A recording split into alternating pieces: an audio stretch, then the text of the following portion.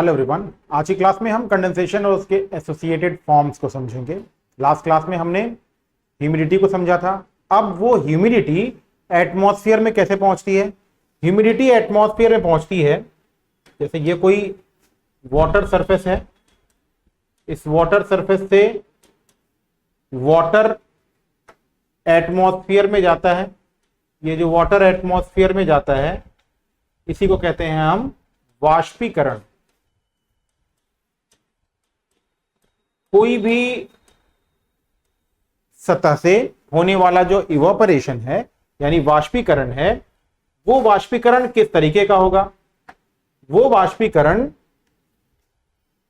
Atmosphere में जब पहुंच जाता है तो पहली बार में क्या होगा, पहली बार में हवाओं का कंडेंसेशन यानी संघनन होगा। तो पहले वाष्पीकरण, फिर वायु की संतृप्तता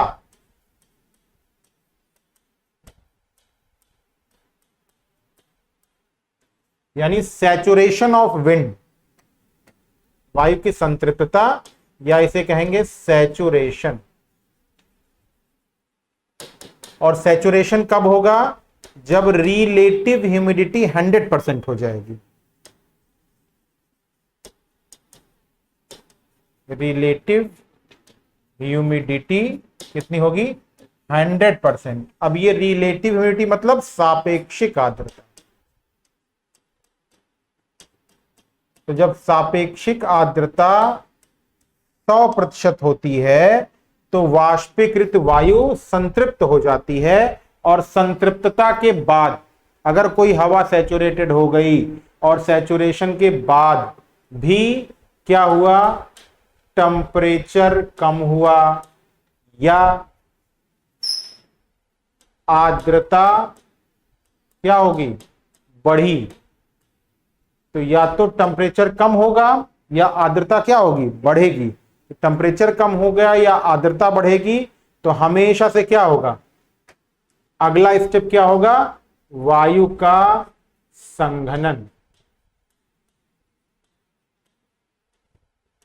ठीक है। तो पहला स्टेप क्या होगा, वाष्पीकरण। वाष्पीकरण के बाद वायु संतृप्त होगी या सापेक्षिक आर्द्रता 100% होगी या उसका जो टेम्परेचर कम होगा या आर्द्रता बढ़ेगी तो उसका क्या होगा, संघनन होगा। यानी वाष्पीकरण का विलोम होता है संघनन। ठीक। अब ये संघनन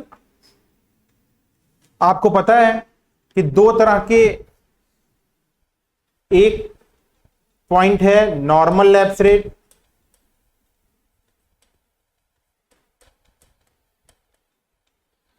यानी सामान्य तापमान दर, और दूसरा है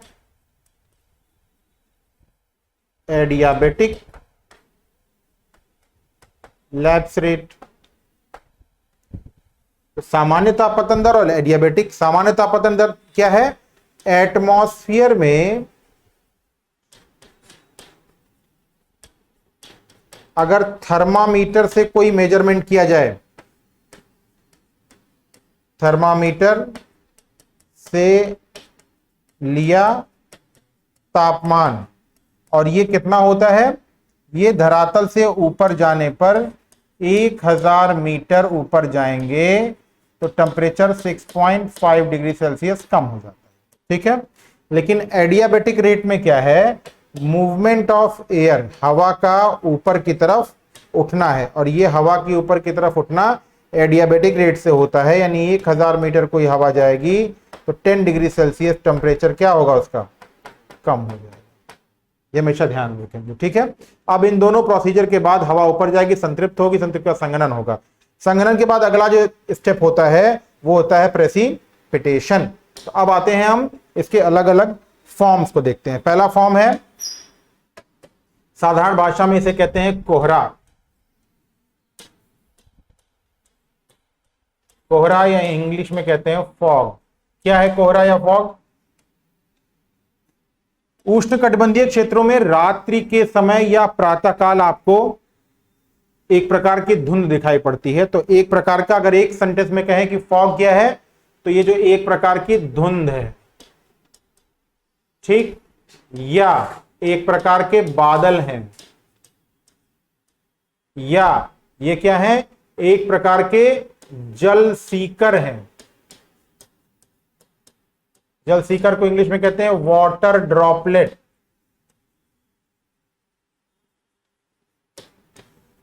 ठीक, तो कोहरा क्या है, एक प्रकार की धुंध है या एक प्रकार का बादल है, जल सीकर है, वाटर ड्रॉपलेट है। और ये बादल कहां है, ये धरातल के पास है।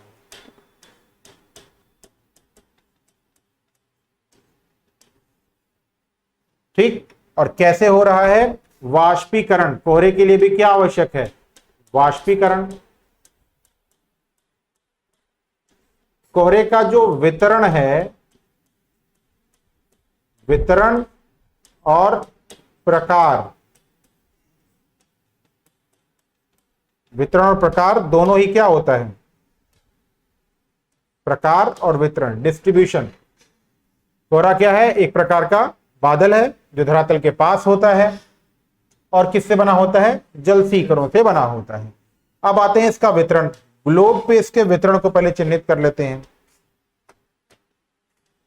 ये है ग्लोब। अब इसमें दो पार्ट है, एक पार्ट है कॉन्टिनेंट और एक पार्ट है ओशन। ठीक, अब दोनों ही भागों में बात अलग अलग है। जैसे समर्स और विंटर्स, दो सीजन है, जाड़ा और गर्मी। विंटर्स में जो जो कोहरा होता है, विंटर्स में कोहरा महाद्वीपों पर, महाद्वीपों या स्थल पर अधिक होता है। ठीक, और समर्स में कहां पर अधिक होगा, सागरों में।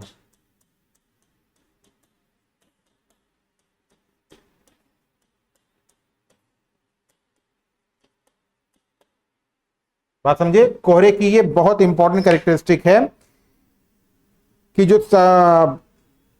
सागरों पे कोहरा होगा वो कब होगा, वो गर्मियों में होता है। ये हमेशा ध्यान रखिए। जनरली क्या होता है कि हमें ये लगता है कि जो कोहरे की स्थिति है वो सागर और स्थल दोनों पर समान रूप से होगी, लेकिन ऐसा होता नहीं है। सागर और स्थल पर समान नहीं होता है। सागरों पर जो कोहरा होता है उसकी स्थिति गर्मियों में होती है, जबकि जो जो स्थल पर होता है वो कब होता है, वो शीतकाल में होता है। ठीक है, अब इसमें जो पॉइंट है उस पर आगे करते हैं। ये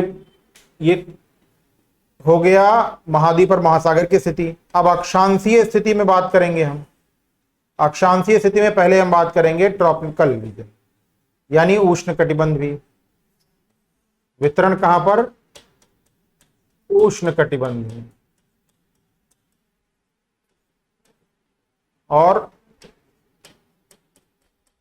उपोष्ण कटिबंध।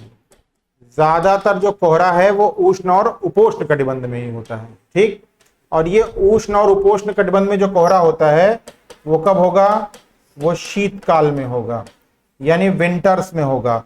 और विंटर्स में क्यों होगा, वाष्पीकरण एक प्रोसेस प्लस विकिरण प्लस परिचलन। वाष्पीकरण, विकिरण और परिचलन, इन तीनों ही चीजों को जब हम ऐड करेंगे या इन तीनों ही चीजों की वजह से क्या होगा, कोहरा बनेगा। इसके अलावा कोहरा बनने का एक और प्रोसेस होता है, कॉन्टिनेंट पे। इसके अलावा कोहरा बनने का और प्रोसेस होता है जब गर्म तथा ठंडी वायु का अभिसरण होगा। गर्म तथा ठंडी वायु का अभिसरण, या गर्म तथा ठंडी धाराओं का, ठंडी सागरीय धाराओं का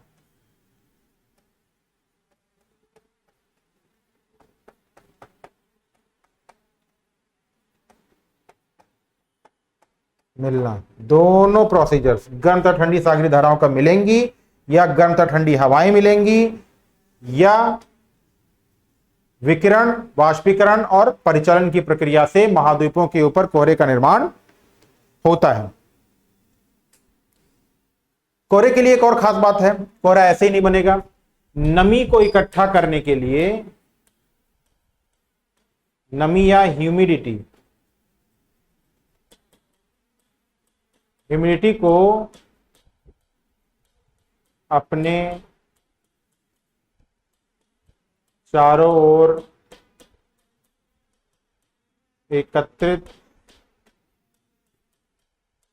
करने के लिए क्या होगा, क्या करेंगे, करने के लिए आर्द्रताग्राही कणों की आवश्यकता है। किसकी आवश्यकता है? कणों की नीड होगी। आर्द्रताग्राही मतलब क्या होता है? जिसे कहते हैं हम पीएम, पार्टिकुलेट मैटर, या ठोस धूल के कण। ये क्या होते हैं? आर्द्रताग्राही कण, जिसके चारों तरफ नमी इकट्ठा होती है। तो कोहरा क्या है? धरातल के पास वाष्पीकरण, विकिरण, परिचलन और ठंडी और गर्म धाराओं, ठंडी और गर्म वायु के मिलने से जल सीकरों का आर्द्रताग्राही कणों के चारों तरफ का इकट्ठा होना धरातल के पास क्या कहलाता है? कोहरा कहलाता है।